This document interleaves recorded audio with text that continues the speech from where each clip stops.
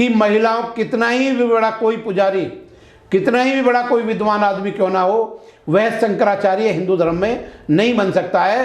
क्योंकि शंकराचार्य बनने के लिए पहली बात शर्त यह है कि वो मूर्ख होना चाहिए, वो रजिस्टर्ड मूर्ख होना चाहिए, उसकी भावना संविधान विरोधी होनी चाहिए। एक संविधानवादी व्यक्ति, एक विज्ञानवादी व्यक्ति कभी कोई शंकराचार्य हिंदू मंदिर का पुजारी नहीं बनेगा। इसलिए किसी भी शुल्क कास्ट के आदमी को, किसी भी ओबीसी के आदमी को, किसी भी महिला को, किसी भी मूल निवासी को, किसी भी छोटी जाति वाले लोगों को मंदिर में नहीं जाना चाहिए। अगर राम कृष्ण या ईश्वर का नाम भी आ जाए तो कुल्ला कर लेना चाहिए, कॉलगेट करना चाहिए, अपने ऊपर विश्वास करना चाहिए, किसी ईश्वर के ऊपर विश्वास करने की जरूरत नहीं है। क्योंकि बुद्ध ने कहा है कि अपदीप भवो, अपना दीपक स्वयं बनो। ऊपर इन आकाश की बंधनियों से निकलकर कोई फरिश्ता आपकी गुलामी की जंजीरों को तोड़ने के लिए नहीं आएगा। अय्यर सिंह जी, क्या कोई दलित, शूद्र, छोटी जाति, SC ST OBC व्यक्ति पंडित, ब्राह्मण, पुजारी बन सकता है क्या? देखिए, हिंदू धर्म के अनुसार कोई भी ओबीसी का व्यक्ति, शूद्र का व्यक्ति, या कोई शुल्क कास्ट का व्यक्ति, या ST का व्यक्ति, या कोई मीना, या कोई आदिवासी किसी हिंदू मंदिर का पुजारी नहीं बन सकता है, और ना ही उनको पुजारी बनने की ज़रूरत है। मैं आपको एक एग्जाम्पल दूंगा कि जब स्वामी विवेकानंद के बारे में कलकत्ता हाईकोर्ट के एक जस्टिस बंदोपाध्याय जस्टिस ने कहा था कि अगर मैं राजा होता तो स्वामी विवेकानंद को मैं फांसी की सज़ा पर चढ़ा देता। क्योंकि स्वामी विवेकानंद एक शूद्र हैं और शूद्र को हिंदू धर्म में संन्यास लेने की जरूरत नहीं है। तो जब विवेकानंद जैसे विद्वान आदमी को, जो कास्ट जाति से थे, और कास्ट जाति को हिंदू धर्म के अंदर शूद्र माना जाता है, और इवन जाट को भी शूद्री माना जाता है, अहीर यादव को भी शूद्र माना जाता है। और आप देखेंगे कि उत्तर प्रदेश के चीफ मिनिस्टर योगी आदित्यनाथ ने कहा था कि हनुमान जो है, जो हिंदुओं के एक देवता हैं, वो भी एक शूद्र दलित जाति से थे, इस बात का उनका बहुत ज़्यादा विरोध हुआ। इवन उनको शूद्र या दलित जाति का हनुमान को इसलिए कहा गया क्योंकि वो राम की गुलामी करते थे, उनके एक दास की तरह थे, उनके एक गुलाम की तरह थे। दूसरा, किसी मंदिर का पुजारी बनने के लिए किसी शुल्क कास्ट को जरूरत नहीं है, क्योंकि बाबा साहेब डॉक्टर अम्बेडकर ने 14 अक्टूबर 1956 को बौद्ध धर्म को ग्रहण करने के बाद उन्होंने बौद्ध मंदिरों को, इस भारत की मूल श्रमण संस्कृति के मार्ग को खोल दिया। तो किसी को हिंदू मंदिर में जाने की या पूजा करने की जरूरत नहीं है। इवन हिंदुओं के पुराने ग्रंथों में ये कहा गया है कि कोई भी व्यक्ति हाथी के पैर के नीचे कुचल के मर जाए, लेकिन उसे किसी भी जैन मंदिर में शरण लेने की जरूरत नहीं है। तो किसी ओबीसी के जो भी आदमी हैं, ओबीसी समाज के, चाहे वो मौर्य समाज के हैं, चाहे वो जाट हैं, चाहे कुशवाहा हैं, चाहे वो कोई भी ओबीसी के लोग हैं, वे लोगों को हिंदू धर्म के अंदर मंदिर का पुजारी नहीं बनाया जा सकता।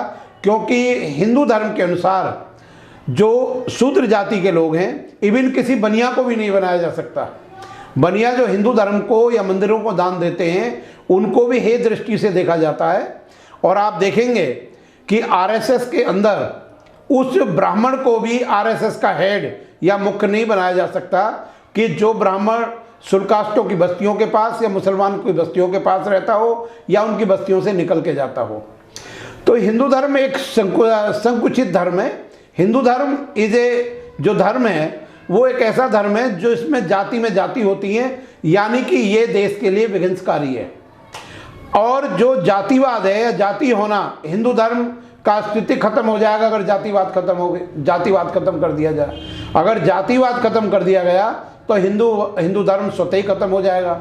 If you are a Hindu you must have a caste, there is no Hindu without any caste. जो आर्टिकल में, जो भारत के संविधान में अनुसूचित जाति बनाई गई है, शुल्क कास्ट ट्राइब्स बनाई गई है, उनके बारे में जस्टिस मैथ्यू साहब का ये कहना है कि शुल्क कास्ट इज ए कास्ट, वो कोई कास्ट नहीं है in the ordinary meaning of caste, बल्कि वे लोग हैं जिन पर सदियों से जुल्म, सितम, अन्याय, अत्याचार और शोषण किया गया है, जिनका एक्सप्लॉइटेशन किया गया है, जिनकी ज़मीनें छीन ली गई हैं, जिनके राइट एजुकेशन का राइट छीन लिया गया है, जिनके लैंड के या मूवेबल प्रॉपर्टी के राइट छीन लिए गए हैं, जिनको गुलाम बनाने के लिए तत्पर किया गया है। अगर कोई ओबीसी का आदमी, कोई दलित, कोई शूद्र, कोई आदिवासी, कोई शुल्कास्ट, कोई एसटी अगर हिंदू धर्म में रहेगा तो वो केवल गुलामी के लेवल तक ही रहेगा। इसलिए पेरियार रामास्वामी कहते थे कि आप लोगों को ये समझ लेना चाहिए कि अगर आप हिंदू धर्म में रहेंगे, इस देश के शुल्कास्ट हिंदू धर्म में रहेंगे या हिंदू देवी देवताओं की पूजा करेंगे तो 1000 साल तक भी देश में छुआछात खत्म नहीं हो सकती। मंदिरों में जिन महिलाओं को रखा जाता था, उन महिलाओं को जो बच्चे पैदा होते थे उन्हें अय्याशी के लिए रखा जाता था। जिन महिलाओं को उनके बच्चों को हरिजन कहा जाता था। जिनको जो उसमें सखियां रहती थीं या जो भी उनके वहाँ पर जो महिला मंदिरों में रहती थी, तो महिलाओं के जो बच्चे पैदा होते थे, पुजारी महिलाओं से बच्चे पैदा करते थे, उनको हरिजन कहा गया कि ये भगवान के संतान हैं। इसलिए हिंदू धर्म की आड़ में मंदिरों में इस तरह का एक लीगल प्रोस्टिट्यूशन किया जाता है उन अबलाओं के साथ में जो वहाँ पर दासी के रूप में रह रही हैं। ये साउथ इंडिया के मंदिरों में बहुत ज़्यादा पाया जाता है। इस बात का विरोध महिला संगठनों को करना चाहिए। दूसरी बात यह है कि महिलाओं, कितना ही भी बड़ा कोई पुजारी, कितना ही भी बड़ा कोई विद्वान आदमी क्यों ना हो, वह शंकराचार्य हिंदू धर्म में नहीं बन सकता है। क्योंकि शंकराचार्य बनने के लिए पहली बात शर्त यह है कि वो मूर्ख होना चाहिए, वो रजिस्टर्ड मूर्ख होना चाहिए, उसकी भावना संविधान विरोधी होनी चाहिए। एक संविधानवादी व्यक्ति, एक विज्ञानवादी व्यक्ति कभी कोई शंकराचार्य हिंदू मंदिर का पुजारी नहीं बनेगा। पहली बात, जो आदमी छुआछात को मानता होगा, जो आदमी समाज में ऊंच नीच को मानता होगा, जिस व्यक्ति के अंदर बुद्धि नहीं होगी, जो व्यक्ति तर्कशील नहीं होगा, जो व्यक्ति अंधविश्वासी होगा, ऐसे व्यक्ति को, ऐसे महामूर्ख को मंदिर का हेड बनाया जाता है। और शंकराचार्य उनको ही बनाया जाता है जो मुफ्त का खाना खाते हैं, जो हिंदू धर्म के बहाने आम लोगों को लूट कर उसकी दौलत से केवल छुआछात बढ़ाते हैं, सांप्रदायिक दंगे बढ़ाते हैं। ईमानदारी इंसानियत की बात यह है कि कोविड-19 में एक भी हिंदू धर्म के मंदिर ने, एक भी हिंदू धर्म के वालों ने किसी भी व्यक्ति को, रोगी को, विक्टिम को, पीड़ित को, किसी व्यक्ति को भी एक पैसा दान नहीं दिया। मंदिरों से कोई मदद नहीं मिली। और दूसरी तरफ आप बौद्ध गया के मंदिरों को देखोगे, बौद्ध गया के मंदिरों ने वाकादा कितने ही लाखों करोड़ों रुपए लोगों को भोजन के लिए, लोगों की मदद के लिए, उनके इलाज के लिए दिया। और इवन कई ऐसी सामाजिक संस्था थी जिन्होंने कोविड-19 महामारी में पैसा दिया।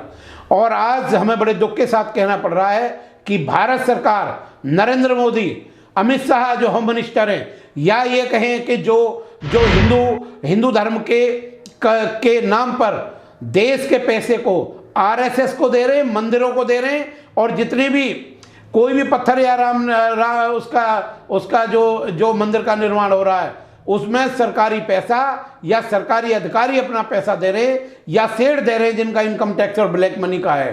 तो ये देश के लिए दुर्भाग्य की बात है। जबकि कोई भी college, university, medical college, paramedical medical colleges या कोई लॉ के लिए उनकी फीसों को आसमान छू रही है, कोई फ्री में हॉस्पिटल नहीं खोले जा रहे हैं। तो ये देश में है, ये अगर देश को हिंदू धर्म से सबसे ज़्यादा खतरा है, देश को हिंदू धर्म से सबसे ज़्यादा खतरा है। और बाबा साहेब डॉक्टर अम्बेडकर ने दी thoughts on Pakistan, the partition of India के बुक में पेज नंबर 358 पे लिखा है कि भारत के नागरिकों को हर कीमत पे भारत को एक हिंदू राष्ट्र बनने से रोकना होगा। अगर भारत हिंदू राष्ट्र बन गया तो देश में बड़ी तबाही आ जाएगी, लोगों को सरकारी नौकरियां नहीं मिलेंगी, बेरोजगारी फैल जाएगी और लोगों में सांप्रदायिक दंगों को बल मिलेगा और लोग नॉन साइंटिफिक थिंकिंग के हो जाएंगे, लोगों को गुलाम बना लिया जाएगा, महिलाओं को कोई अधिकार नहीं होगा, ओबीसी को कोई अधिकार नहीं मिलेगा, शुल्क कास्टों का कोई राइट प्रोटेक्ट नहीं होगा, पुलिस उनका कोई केस दर्ज नहीं होगी। इसलिए हर कीमत पर, मैं आपको बताना चाहता हूं, हर कीमत पर हिंदू राज्य को हिंदू राज्य की जो भावना है उसको खत्म करना होगा और संविधान को मजबूत बनाना होगा। इस देश के नागरिक जब तक सुरक्षित हैं जब तक भारत का संविधान सुरक्षित है। इसलिए 33 करोड़ देवी देवताओं के होने के कारण भी भारत गुलाम बन गया, टर्किश का, ब्रिटिश का और मुस्लिम का, इनके गुलाम बन गया। तो हिंदू धर्म की बुनियाद एक छुआछूत पर टिकी हुई है, असमानता पर टिकी हुई है। जिस देश में जाति होती है उस देश के लोग देशभक्त नहीं होते। जिस देश में जातिवाद होता है उस देश के लोग कभी भी वैज्ञानिक थिंकिंग के लोग नहीं होते। तो मैं आपको ये कहना चाहता हूं कि हर कीमत पर भारत को हिंदू राष्ट्र बनना चाहिए। मंदिरों में अंधविश्वास के अलावा कुछ नहीं है, मंदिरों में अंधकार के अलावा कुछ नहीं है। आप जम्मू कश्मीर के एक मंदिर में देखोगे कि एक नाबालिग लड़की के साथ वहीं के पुजारी ने बलात्कार मंदिर में कर दिया। अगर मंदिरों के अंदर भगवान होता, कोई देवी देवता होता, तो एक महिला के ऊपर कैसे अत्याचार होता। और मैं आपके चैनल के माध्यम से एक बड़ी इंपॉर्टेंट बात मैं आपको बताना चाहता हूँ। 1905 के अंदर प्रफुल्ल चंद्र राय जी ने एक पुस्तक लिखी थी, the history of the Hindu chemistry में लिखा था कि भारत के गुलामी के केवल 2 ही कारण हैं। पहला कारण भारत के अंदर छुआछूत होना, आपसी फूट होना, वर्णवेषता होना, जातिवाद होना, और दूसरा कारण यहाँ भारत के अंदर वेद और गीताओं की शिक्षा थी जो नॉन साइंटिफिक थी, जो विज्ञान पर आधारित नहीं थी। इसलिए किसी भी शुल्क कास्ट के आदमी को, किसी भी ओबीसी के आदमी को, किसी भी महिला को, किसी भी मूल निवासी को, किसी भी छोटी जाति वाले लोगों को मंदिर में नहीं जाना चाहिए। अगर राम कृष्ण या ईश्वर का नाम भी आ जाए तो कुल्ला कर लेना चाहिए, कॉलगेट करना चाहिए, अपने ऊपर विश्वास करना चाहिए। किसी ईश्वर के ऊपर विश्वास करने की जरूरत नहीं है, क्योंकि बुद्ध ने कहा है कि अपदीप भवो, अपना दीपक स्वयं बनो। ऊपर इन आकाश की बंदनियों से निकलकर कोई फरिश्ता आपकी गुलामी की जंजीरों को तोड़ने के लिए नहीं आएगा। आपको अपना भला खुद करना होगा। इसलिए help your self. Thank you very much. बहुत बहुत धन्यवाद आपको। अगर आपने अभी तक हमारा चैनल सब्सक्राइब नहीं किया है तो सब्सक्राइब करें और घंटी का बटन बिल्कुल भी दबाना ना भूलें ताकि सभी लेटेस्ट खबरें पहुंच सकें आप पे सबसे पहले।